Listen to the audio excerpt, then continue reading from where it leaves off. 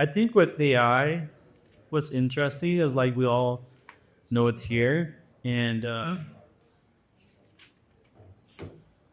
it's overwhelming. I think for a lot of people because there's so much you can do. It's like the movie Limitless. You feel like you have limited power, but then you don't know how to use it. Um, and so I think they hopefully I can just provide some systems that can kind of help a little bit. So um, we're going to talk about blended ROAS. Make sure this okay, cool. I was raised Cherokee in Oklahoma, so I was born in poverty. No running water, no electricity. I went to 6 different colleges. I moved to New Mexico, and I founded the social creative agency in 2011. In 2016, I started an apparel brand out of my garage, printing T-shirts. And then 2019, I partnered up for Fresh Chile. I always put this in the slide when I talk because this is where I grew up. Concrete floor. My parents were on concrete blocks, twin mattress on top of me. Gonna snow that winter, and didn't always have food. So I'm very grateful to be here. Learned to read, write, and speak Cherokee. Talk about that. And I live in New Mexico. This shit's kind of accurate. I'll be honest with you. But it's also very beautiful. Got beautiful mountains, white sands. Very inspirational. That encouraged me to start my first apparel brand in my garage. And with every purchase, we would donate lunches back to the public schools. And then in 2020, we paid off the debt for all the families on the reduced lunch program. And my son was in there as well.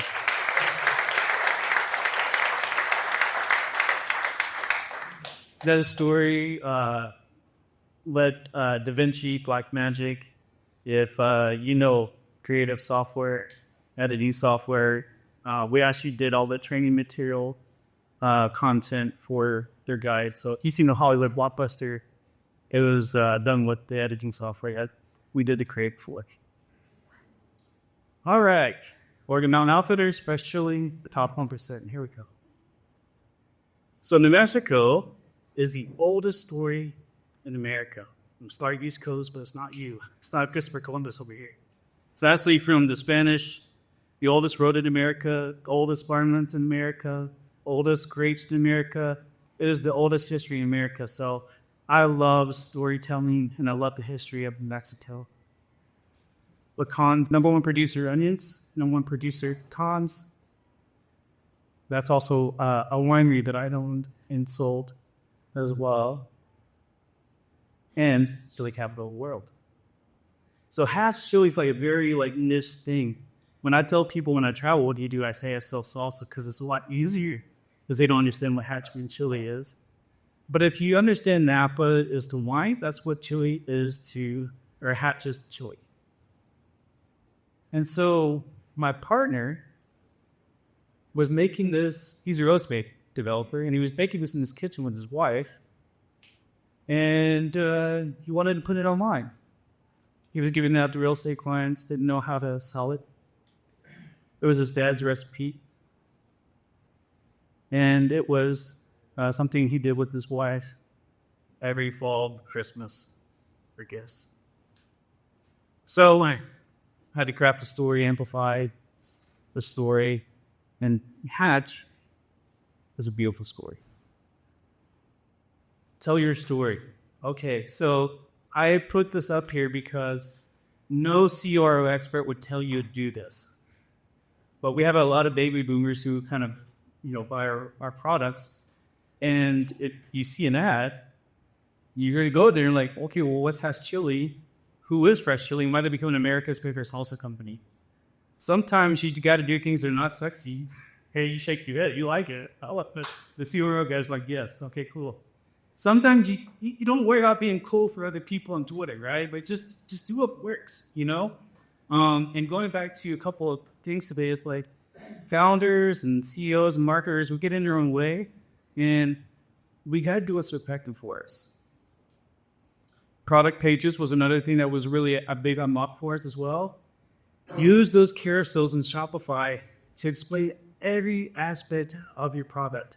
How hot is it? Who else buys it? Is there a money-back guarantee? What does it look like coming out of the jar? YouTube influencer that we work with that has over 3 or 4 million followers on YouTube. Social proof. Also really come through your table. But you also have to tell a story.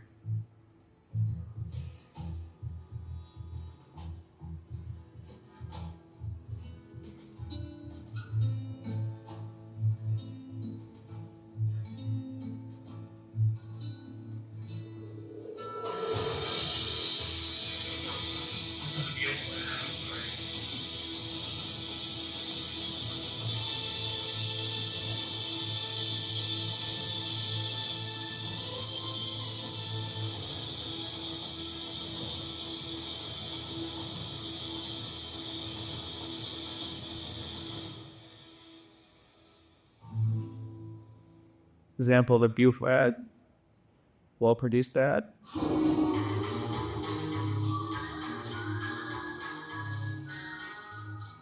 You know what I like? I like Hatch green chili. There's nothing better on a cheeseburger. Or on anything else for that matter. But you know what? At Fresh Chile Company, we don't sell you water. We sell 100% Hatch green chili. It is so thick and so rich.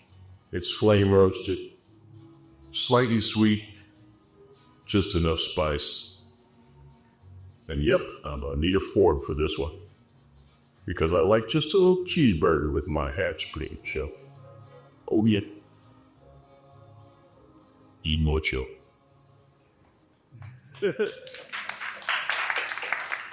It doesn't hurt that my partner has the voice of it's like coming to John. Yeah. Right? It's like Samuel L. Morgan Freeman. Yeah. It's great. Sells a lot of chili for us. That's also a highly produced ad as well. Sometimes schedule a comment session. The biggest swimming company in America is called Pilot 5. What used to be the area of all New Mexico. But now, New Mexico has tier codes to 575. And it was like, hey, let's come out with a new product. This went viral. It sold out over and over and over. And it is now our number one selling product. Even though we're called Fresh Chile, we pivoted, had a little bit of fun, and now it's become our best selling product as well. You love live videos, keep firing me. This is something as my partner and I were just being a partner one day. Like, hey, what can we do? Call it about that.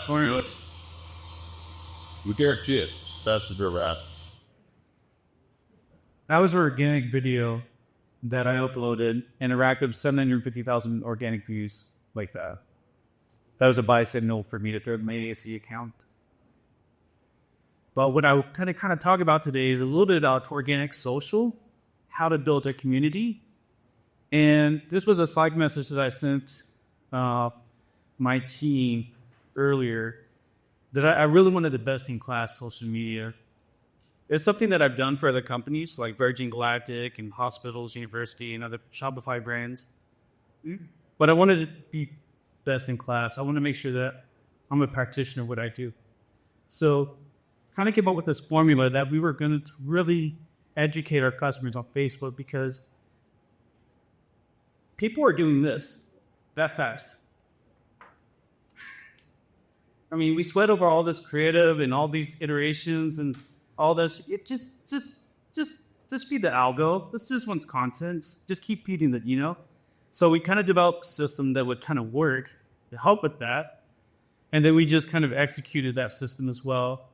We had an evergreen, how to use videos, recipes. We have testimonials. We upload about 700 pieces of content on Facebook alone every month, and about 700 pieces plus on Instagram as well. And we started doing this for other Shopify brands and saw success with it as well. You actually didn't have a negative follower count. We actually grew our follower count and engagement doing this strategy. Another thing that we'd like to do is we have to build community systematically every day. So we have EOD deliverables for our clients and for our brands, to where we go in and we build community, we like and we comment posts every day. Again, this is just free engagement that we get to do and build community with. One thing I like to do is you see search, explore, reels, messages. Those are all notifications. Those are all opportunities to build community. And so we go into each one of those platforms every day and make sure that we're building the community. Also, what I'm looking for here on my organic reels is I'm looking for buy signals. So again, 4,000 views, 9,000 views. Okay, that's a buy signal. What I mean by a buy signal, I'm organically boosting it, through my Instagram or Facebook page. Now, I recommend boosting through Facebook instead of Instagram because Instagram just wants for conversions, but it's not rolled out to everyone yet, so I don't know who's all to have access. But if you boost through Facebook, it will actually show up on Instagram. And again, I'm looking for buy signals, 10,000, and anything that's kind of getting traction over a few thousand, I'm looking as a buy signal. So what I'll do is just kind of also link products into the comments as well. Again, over-educate the customer as much as possible. Put the product link, in the actual post. Put it in the comment section. Over-educate every real estate that you can when it comes to Instagram and Facebook. And again, I'm just natively, and I'll show you guys this in a minute. I'm natively just boosting this post, and then if it does well, when I'm looking at it, it's thrown into ASE. Facebook usually will let you know within 24 to 48 hours if a post is performing well.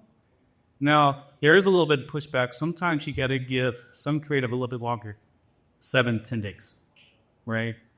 But, if you're treating it like a slot machine, 24 to 48 hours kind of tell you sometimes. Unless you're heavily invested in the creative that you're looking at do.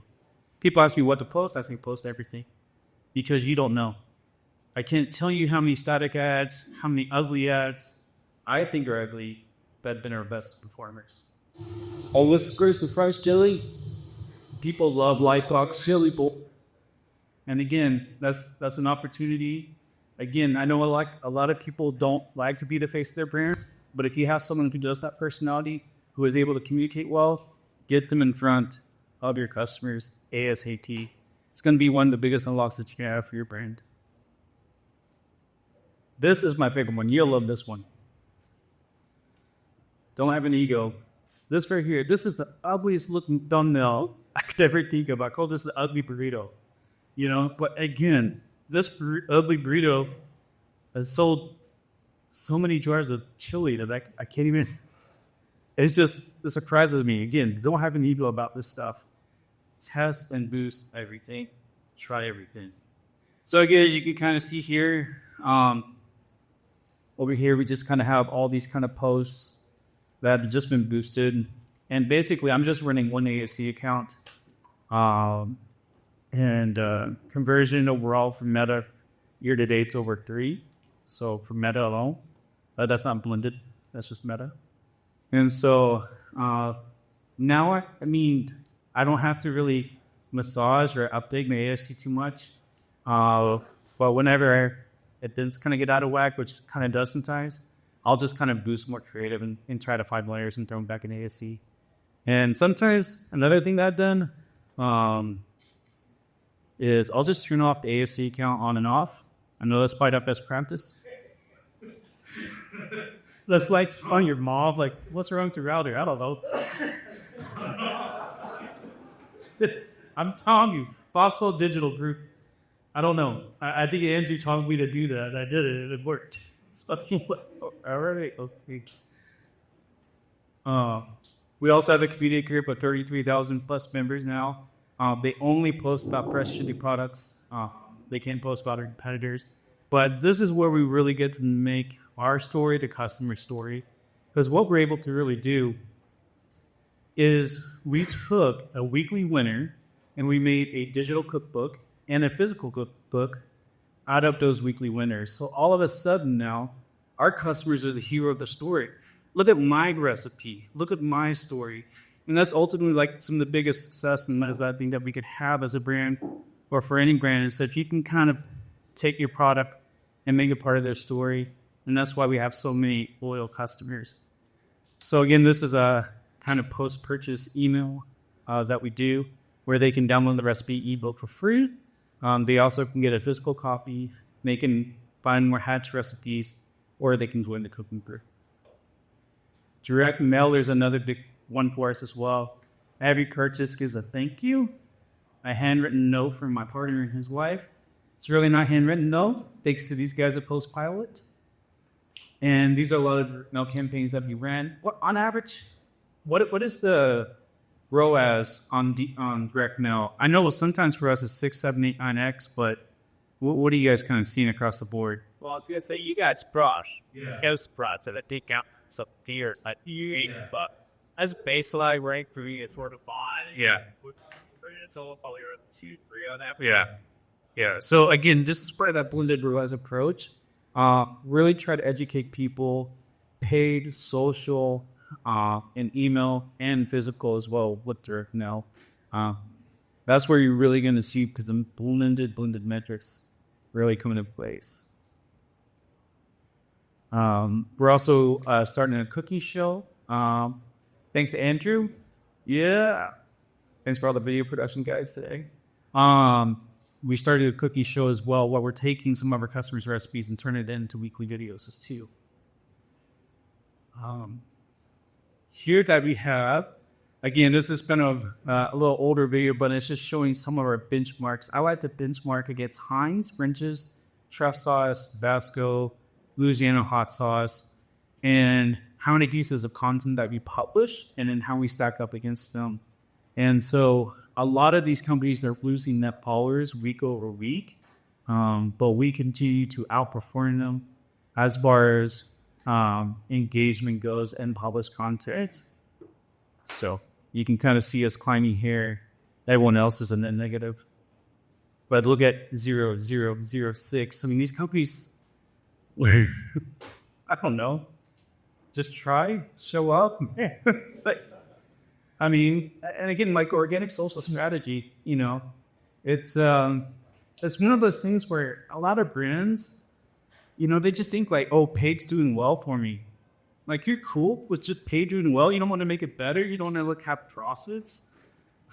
Like, organic is it's a systematic unlock that you can have for your brand that is going to make your paid ads more efficient. It's also going to make every part of that customer journey a little bit more profitable for you. And again, this is something where if you just take an hour a day and implement some of these systems of comments and engagements and messages and outreach, we do influencer outreach as well, where we got to reach out to influencers every day, see them products. Again, it just all adds up. So this is kind of how we post. This is outdated now. I'm posting about 7, 8 more times a day, but we're also doing a lot of in the moments content as well. We started doing daily farm updates, and with our weekly YouTube cookie show, we had that in the mix too of our daily social schedule. Kind of bonus tips today. We did a giveaway. We did 2 giveaways, and I'll kind of talk about that for a minute. We did a shirt sweets giveaway, and then we did a giveaway on our own. Okay. The shirt sweets giveaway, again, we had email, we had our website editor updated, we had our social media posts, we had our stories, and it crushed for us. It really, one of the reasons, last year was after 6 years, because we own our own manufacturing, we do our own cooking, we do our own logistics, we handle everything but the farming. And last year was the first year that we were profitable. And it was because, in part, the giveaway did really well for us. And what it did, it drove a lot of urgency for us. And we actually had our best sales day ever, our best Q5 ever, our best year ever. And so this year we're like, okay, that was a shared squeeze. So again, it wasn't necessarily part of that. Like our customers weren't guaranteed to win it. So it was like, let's run our own giveaway. Let's guarantee not $100,000, but $10,000 guaranteed cash to one of our customers. And I actually worked with the Share Sweeps team on some of the legal of it. And I also used the law firm of ChatGPT and to implement this campaign. And it made our Q1 our best ever. And this was really exciting because Q1, Q2, before we get to harvest in Q3, Q4, it's kind of always been the toughest year. And so our Q1 and Q2 have been the best ever. And a large part of that, people got really excited about it. Shared Sweeps is really gracious to share insights with us as far as how to run it, from a legal standpoint. But if it's something that, if you're going to spend $10,000 in cash on meta ads, why not just give it to one of your customers? Like Americans really need cash right now. That was something that did really well for us, so something to consider. Some stats there. So here's the weekly strategy. This is just sort of a basic weekly strategy. I would say for brands that are not really showing up at all. But just make sure you got posts or stories, you got video, web banners, emails, you got photo, video shoots lined up. And then also track your numbers. This is a big thing for me. If you follow me on social media every Monday, the email or the post that I send is actually the email that I send to my partner.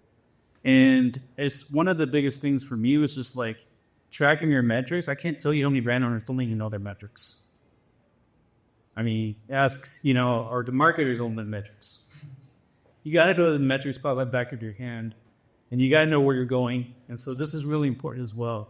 I know this seems simple, but unless you actually put it in practice, and the reality of it is I've grown week over week since doing this for about 18 months. No, I was seeing this from the biggest reasons.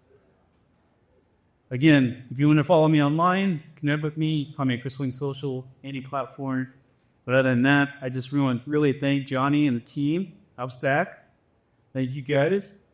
Bill, I appreciate you, man. Thank you so much. Appreciate you. Yes.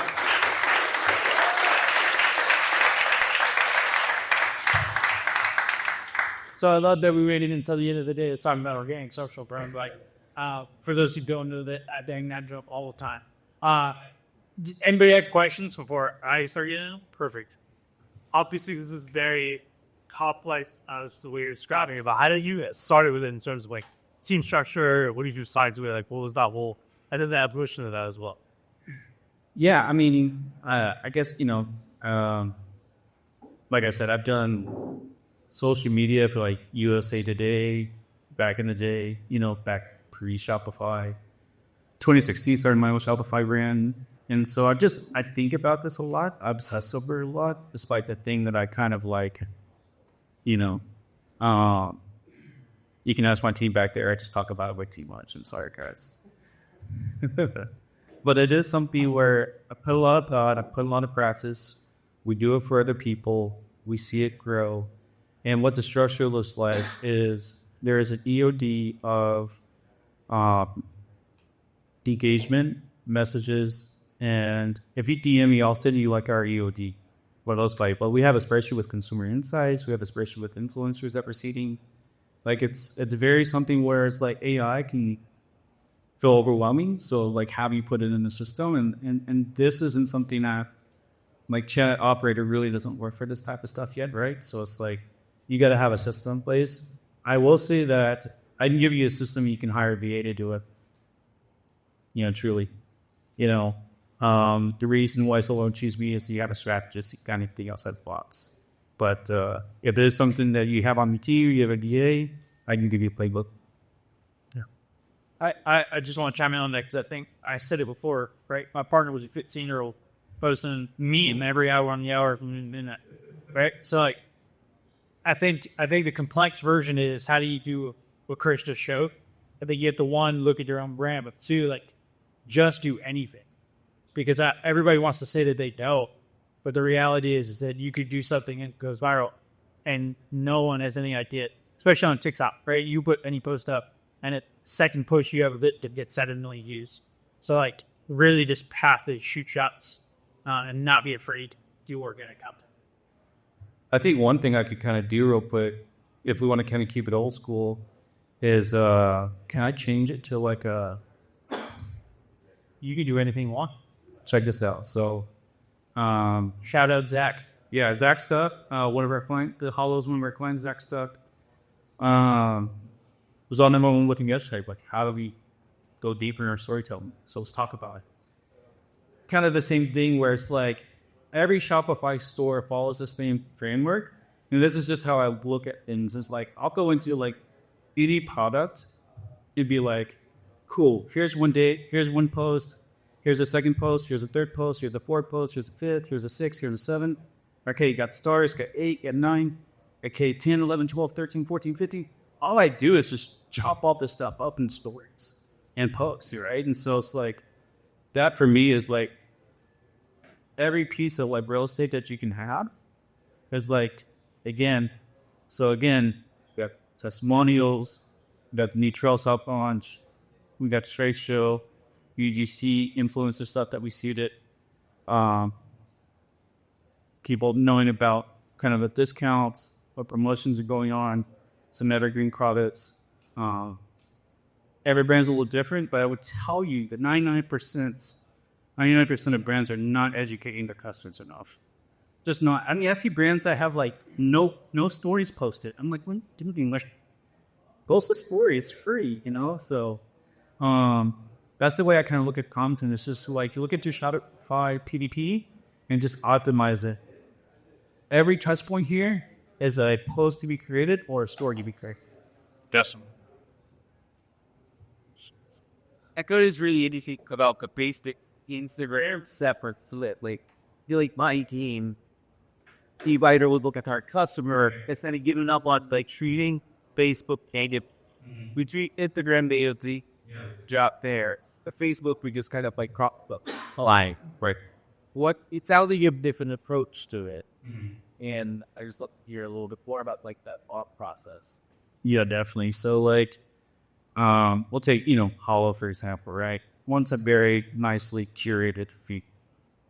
That's what the client wants, right? And that's nice because I think a lot of times you can treat a lot of this like just a home, like a magazine, like a website, sort of like nice, curated. But the reality of it is, if we were to go over to their Facebook, I'm posting like 7 times a day, different education, as well. The other thing, too, is I find very interesting, we spend all this money on Facebook and not even post on Facebook. That doesn't make any sense. But that's like, it's like... It helped look, and there is no breach for business account on Facebook. Yeah. You go like got back. Well, and it goes back to like check this out, right? Like 10 likes and 2 comments. We got to boost it. They want your money. And Cardroom's really comfy. Shareholder value. You put money into the algo. That's what you got to do. It's like, you're not going to, I don't care how, like, I'll take that back. Some people, like you guys, Barry, us, again, creative strategy, we can help the algo with some stuff. But if you're creating evergreen content, you got to pay to have it see. Should we live do this to give the money up? Yeah, let's do it.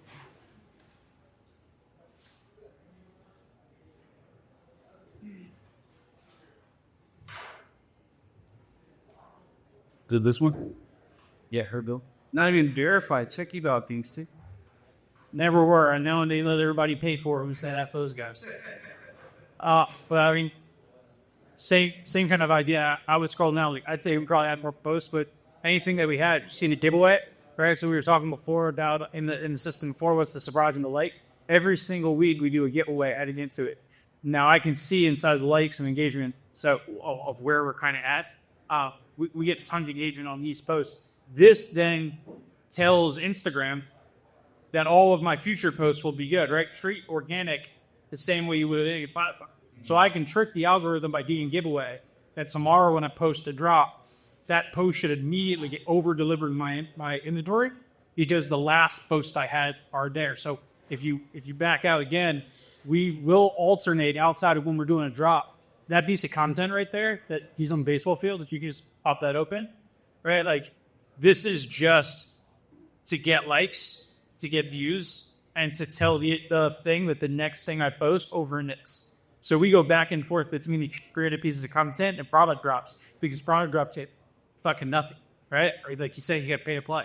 So how can you manipulate it? It's these moments, right? I would say that I have a fun thing. I can do a bunch of different stuff. He's got very beautiful story that he tell about. You got to think about for yourselves, like, where can you go? But you can still get stuff here. And our Facebook, we had an entirely different posting schedule, just like he's saying. My YouTube channel has an entirely different posting schedule. We have long form content, but my Instagram, I was going to do a talk for Foxwell, and my flight got canceled last week. But we got 168 million organic views on Instagram so far this year. So like, part of my growth is, no, it's just like, part of the growth is we've been posting. I got one more time. How many growths do I have lifetime on that Instagram account? 23,000. Right? Post a lot. Yeah. I would say the other thing about posting a lot too is you're going to find out what customers are responding to. I mean, if you're frustrated, and again, like Zach and I were on his emails today, you want to talk about getting more content, you got to, okay, how do we tell a story about socks? You know, what influencers, what people can we go on Central Park this Friday and talk about, you know, the different alpaca socks, right? So it's like, we have to go deeper on the stories a lot of time, what the answer is. But until you post, you're not really going to understand what works or what doesn't work. And that's the thing, like, you can call it cringe or whatever with, like, the people who win are people who show up every day. Then you check out your funds and Chile. The membership you have is the episode. Yeah. And actually, you should download it, like, right? I will take great. So tasks to fast. No, it's awesome. Okay, cool. Let's talk about it. So this is some cool LTV that we talk about. So Revo, I think they do Ridge and a bunch of other people too. Stuart's a great founder, technical founder. He's actually, I think, the most successful Shopify app developer of all time. He runs Revo now, which is loyalty and memberships. And he doesn't pay me to say any of that about him. He's just a great guy. But we took our biggest pain point of our membership, which is free shipping. And I can't do free shipping, guys, because, again, it's a 16-ounce jar with salsa in it. It weighs a lot. It's literally 25% of my revenue. So, like, my revenue's top line is not that sexy, honestly, because of that, right? So we took the biggest, pain point and made it part of our membership. It is $200 a year. But again, I think we have over 600 members, which is over 6 figures of revenue. We're not losing money on this, bro. Only making like 10 or 12, $15 off of it. But it's really not about that. It's just for people to feel like they have kind of an opportunity to save a little bit more, and also on shipping. The other thing too that I really like about it is the fact that, like, we try to upsell sometimes just stuff we want to get rid of or like discount things.